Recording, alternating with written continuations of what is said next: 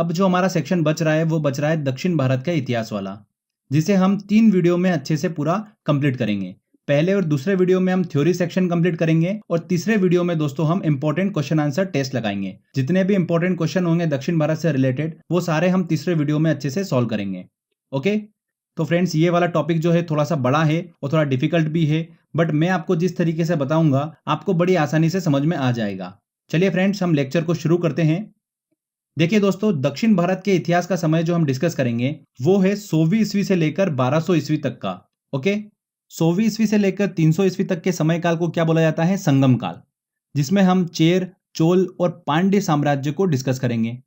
और 500 ईस्वी से लेकर 1200 ईस्वी के काल में हम दक्षिण भारत के प्रमुख राजवंश जैसे पल्लव, राष्ट्रकूट, चालुक्य और चोल के बारे में स्टडी करेंगे। तो देखिए, लेक्चर जो है ऑटोमेटिकली 2 पार्ट में डिवाइड हो रहा है। एक पहला संगम काल और दूसरा दक्षिण भारत के प्रमुख राजवंश। संगम काल को हमको समझना जरूरी है, तभी आप बड़ी आसानी से दक्षिण भारत के प्रमुख राजवंशों को समझ पाएंगे। तो आप सोच रहे होंगे कि चोल वंश को 2 बार हम क्यों पढ़ेंगे? तो आपको बता दूं कि दूसरी और तीसरी शताब्दी में चोलों का प्रभाव अच्छा खासा देखने को मिला था, जिसे हम संगम काल में पढ़ेंगे। इसके बाद में इनकी शक्तियां जो थी वो क्षीण हो गई थी और ये पल्लवों के सामंतों के रूप में कार्य करने लग गए थे। मतलब सेनापति, मंत्री और सेना नायक, इस तरीके से ये पल्लवों के दरबार में काम करने लग गए थे। फिर बाद में 9वीं शताब्दी में विजयालय के समय में चोलों का फिर से उदय हुआ था। उसको हम सेकेंड लेक्चर में कंप्लीट करेंगे। जो आज के लेक्चर में हम कंप्लीट करेंगे वो करेंगे दूसरी और तीसरी शताब्दी में जो चोलों का प्रभाव देखने को मिला था, मतलब संगम काल में, उसको हम अच्छे से समझेंगे। ठीक है, तो इसीलिए मैंने 2 बार चोल साम्राज्य के बारे में बात करी है। तो आई होप आपका ये जो डाउट होगा ये क्लियर हो गया होगा। तो सबसे पहले दोस्तों हम बात करते हैं संगम काल के बारे में। तो क्वेश्चन ये आता है कि इसे संगम काल क्यों कहा जाता है? चलिए इसे समझते हैं। प्राचीन काल में क्या होता था, तमिल कवि जो थे वो समय समय पर बहुत सारी सभाओं का आयोजन करते थे। इन सभाओं में डिफरेंट डिफरेंट टाइप के विषयों पर वो विचार विमर्श किया करते थे। इन सभाओं को ही किस नाम से जाना जाता था? संगम के नाम से जाना जाता था। तो 100वीं ईस्वी से लेकर 250वीं ईस्वी के बीच में ऐसी 3 सभाओं का आयोजन किया गया। मदुरई, कपाटपुरम, इन स्थानों पर 3 सभाओं का आयोजन किया गया। इसीलिए इतिहास में इस समय काल को क्या कहा जाता है? संगम काल के नाम से जाना जाता है।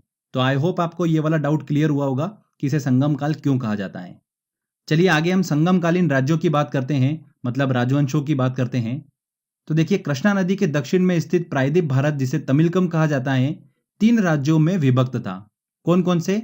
चेर साम्राज्य, चोल साम्राज्य और पांड्य साम्राज्य में विभक्त था। देखिए, आप मैप में देख पा रहे होंगे, नीचे की तरफ पांड्यों का शासन था, उसके उत्तर पूर्व की तरफ चोलों का साम्राज्य था और दक्षिण पश्चिम में मालाबार क्षेत्र में चेरों का अपना शासन स्थापित था।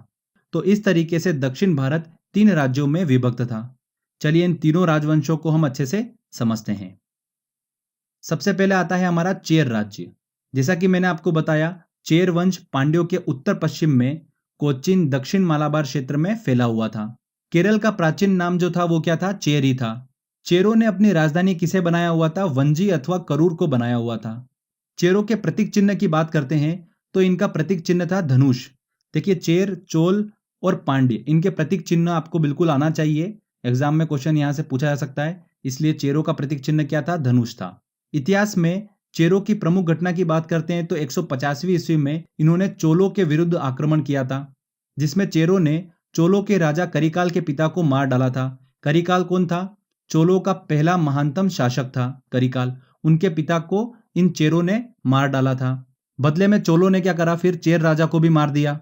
पर आगे चलकर फिर दोनों राज्यों के बीच में क्या हो गया? समझौता हो गया था। आगे देखिए, चेर कवियों ने शेनगुट्टवन, जिसे लाल चेर के नाम से भी जाना जाता है, उसे सबसे महान चेर राजा के रूप में बताया है, शेनगुट्टवन को। वेरी वेरी इंपॉर्टेंट पॉइंट है। इसी शेनगुट्टवन ने कणगी पूजा, मतलब पत्नी पूजा की शुरुआत की थी। पत्नी पूजा की शुरुआत किसने करी थी? लाल चेर, मतलब शेनगुट्टवन ने पत्नी पूजा की शुरुआत की थी। चेर वंश का एक और प्रसिद्ध राजा था जिसका नाम था आदिगेमान। इसी आदिगेमान ने गन्ने की खेती की शुरुआत की थी। तो एग्जाम में अगर पूछा जाए कि गन्ने की खेती का जनक किसे कहा जाता है, तो किसे कहा जाता है? चेर शासक आदिगेमान को कहा जाता है। आगे चलकर दूसरी शताब्दी के बाद में चेर शक्तियां जो थी वो धीरे धीरे खत्म होती गई और चेर साम्राज्य का पतन हो गया था।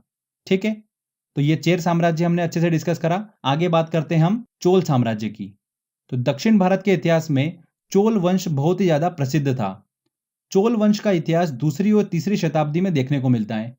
बाद में पांड्यों की शक्ति के कारण इनका पतन हो गया था। फिर 9वीं शताब्दी में इनका फिर से उदय हुआ विजयालय के समय में, जैसा कि मैंने आपको बताया। तो 9वीं शताब्दी वाला इतिहास जो है चोल साम्राज्य का, वो हम बाद में डिस्कस करेंगे। ठीक है, जब दक्षिण भारत के राजवंशों को हम डिस्कस करेंगे उसमें हम उसको अच्छे से समझेंगे। अभी जो हम डिस्कस कर रहे हैं वो दूसरी और तीसरी शताब्दी में चोलों का जो प्रभाव देखने को मिला था उसको हम डिस्कस कर रहे हैं। तो चोलों ने अपनी राजधानी किसे बनाया हुआ था? मंतूर और उरेयूर को इन्होंने अपनी राजधानी बनाया हुआ था। बाद में विजयालय ने 9वीं शताब्दी में तंजौर को जीतकर तंजावुर को भी अपनी राजधानी बनाया था। तो ध्यान रखिएगा, चोलों ने अपनी राजधानी किस किस को बनाया था? मंतूर, उरेयूर और तंजावुर। ठीक है, चोलों के प्रतीक चिन्ह की बात करते हैं तो इनका प्रतीक चिन्ह था बाघ। चोल राज्य को ही कोरोमंडल के नाम से भी जाना जाता है, तो ये ध्यान रखिएगा। तीसरी और चौथी शताब्दी के समय काल में चोल राज्यवंश में दो राजाओं का प्रभाव अच्छा खासा देखने को मिला। किन किन का? करिकाल का और एलारा का।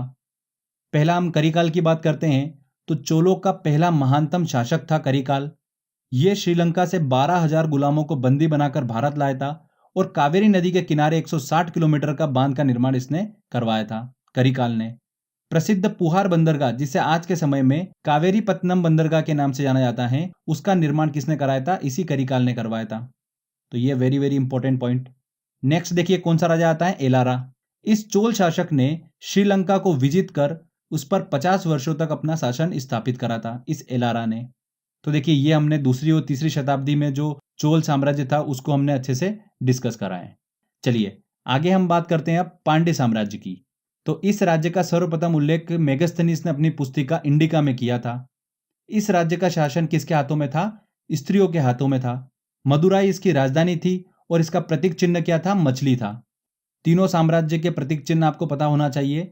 पांड्य साम्राज्य का प्रतीक चिन्ह मछली था, चोलों का प्रतीक चिन्ह बाघ था और चेरों का प्रतीक चिन्ह धनुष था। ठीक है, पांड्य राज्य मोतियों के लिए काफी ज्यादा प्रसिद्ध था। इस वंश का प्रसिद्ध शासक की अगर हम बात करते हैं तो कौन सा था? नेडियोन। इसी ने समुद्र पूजा की शुरुआत की थी और आगे चलकर फिर 5वीं शताब्दी के बाद में पांड्यों की शक्तियां क्षीण हो गई और इस राज्य का पतन हो गया। तो देखिए फ्रेंड्स, यहां पर हमने चेर साम्राज्य, पांड्य साम्राज्य और चोल साम्राज्य को अच्छे से डिस्कस करा।